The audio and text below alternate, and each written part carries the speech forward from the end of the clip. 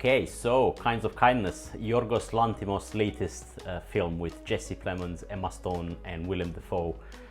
Essentially, it's three films compiled into one, and it deals the current theme, ongoing theme in each of these three episodes in one film is a person or a couple of people that are highly dependent on another person, on the kindness of another person. Is pretty much, to put it very simple. In across the three episodes, I would call them very different themselves between each episode. But Buzz, tell us a little bit about each one and which one was your favorite.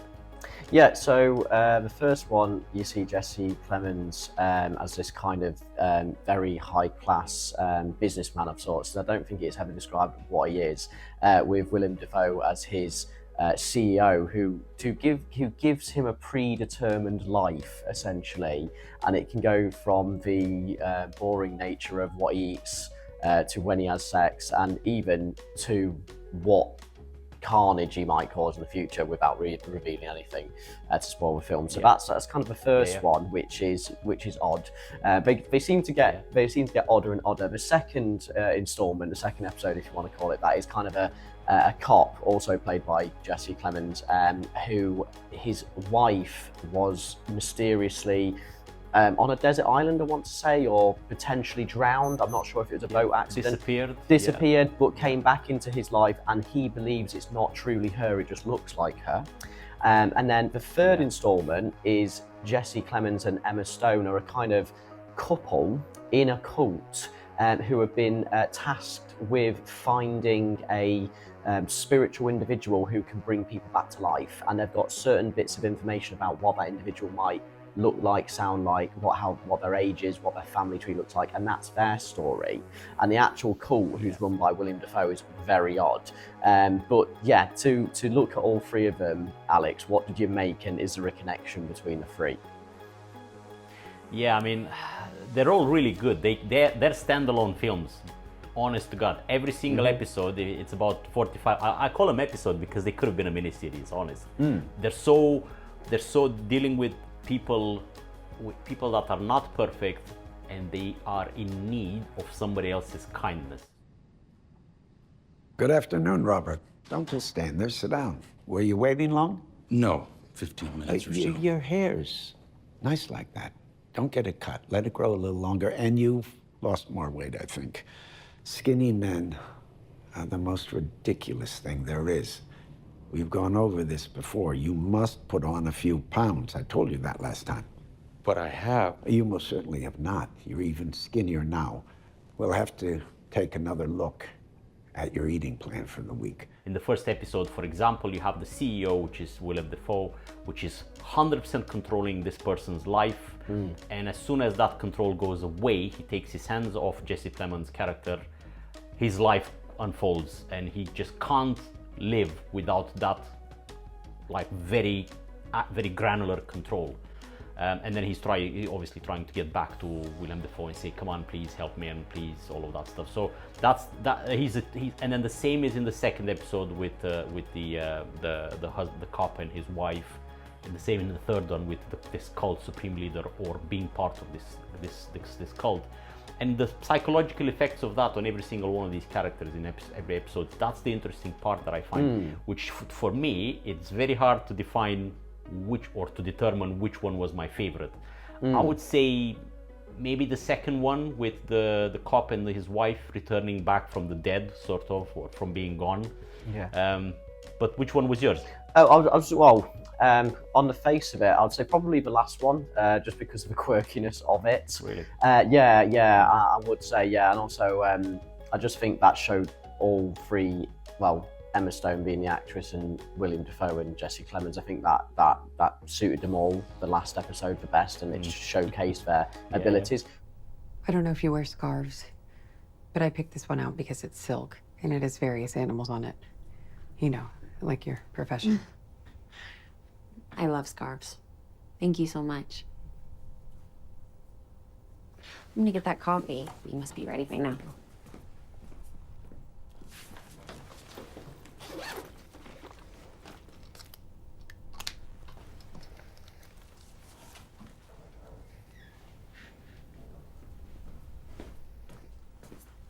Oh, thank you so much.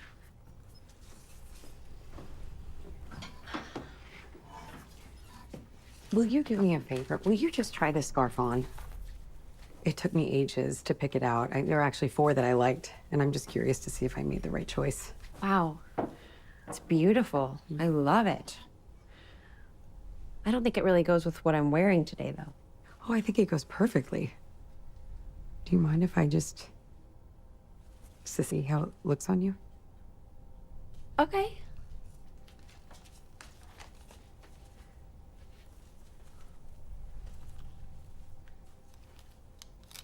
Ah! Ow. What the heck was that?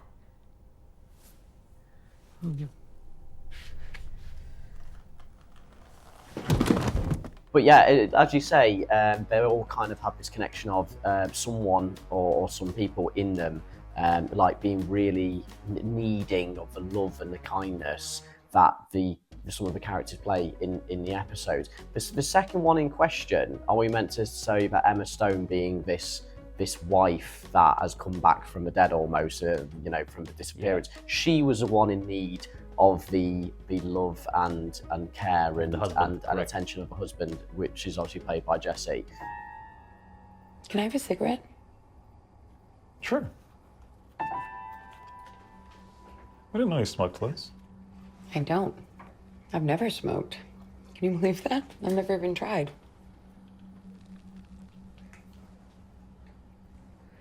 Just really felt like a cigarette.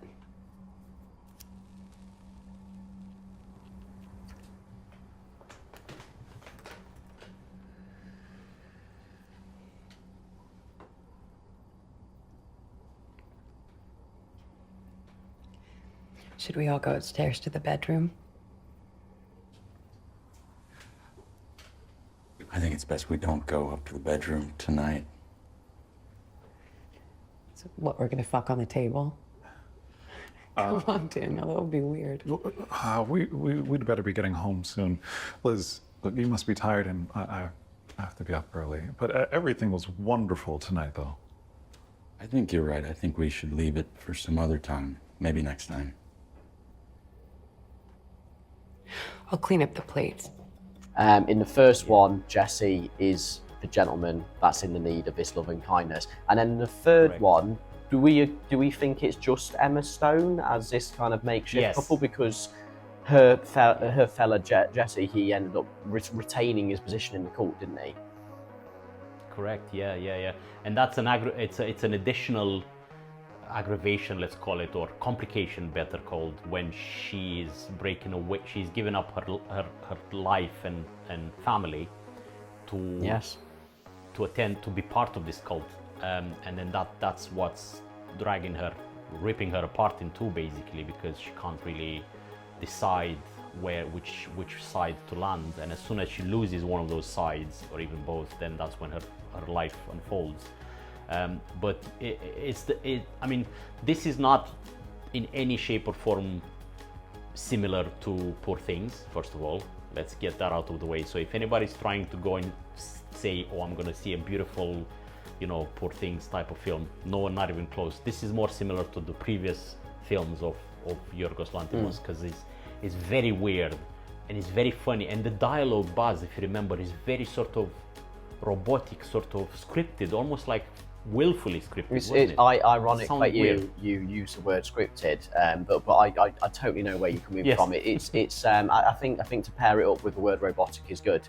It's almost as if they're reading lines with their eyes, because of how structured it is. And I have to say, obviously, with Yorgos, I'm not familiar with his previous films, so I'm coming in from someone who's just seen Poor Things. So I was kind of expecting something similar to Poor Things, even in the way it looks, and having a storyline that is kind of a bit linear than what we did experience. And what we did experience was what exactly, which I'm going to put it across to you in a second, Alex, because I have to say, I personally, I went with a friend, and they're not the biggest film goer, and they were consistently looking at me like, what are we watching? Is this an experiment? Or, so as I was an avid film goer, even I was like, this is really interesting, and I'm being polite when I say that. Well, not polite, I'm being cautious when I say that almost, because I enjoyed the film personally, but I do think that you have to unwrap it, and it's definitely a conversation starter. So what do you think we witnessed, Alex? What do you think the big overall message is?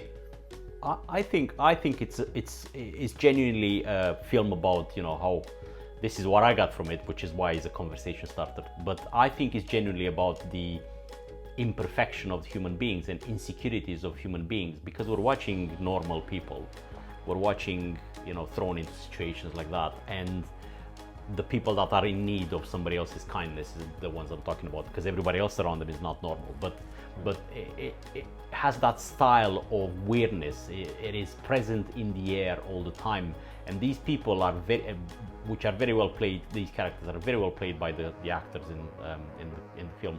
They have these secrets that we don't see, but we feel those secrets, and that puts a little bit of tension in the air, and also weirdness, as in what's going to happen next, how are they going to react, because there are some things that are crazy, cringing and hard to watch in the film, by the way, but at the same time there's some really funny moments. Didn't you see? Yeah. Did you find the, Yeah. you know, Yeah. dark comedy fun, and opposite some really crazy scenes and crazy behavior. Yeah, well, Yorgos, he does not stray away from sensitive material, does he? He does not cut corners. And what we can say, and I think this is a sign of a true great artist, he doesn't belittle his audience as well. I'm not going to say what scenes I'm referring to. When you watch the movie, you'll understand. Yeah. But it's quite, and also it's not gory in any sense. There's no scenes that you don't want to see. As you say, it's almost like, you know, on reflection, looking at it, it is getting to the heart of the human condition, you know, as well as it being about, you know,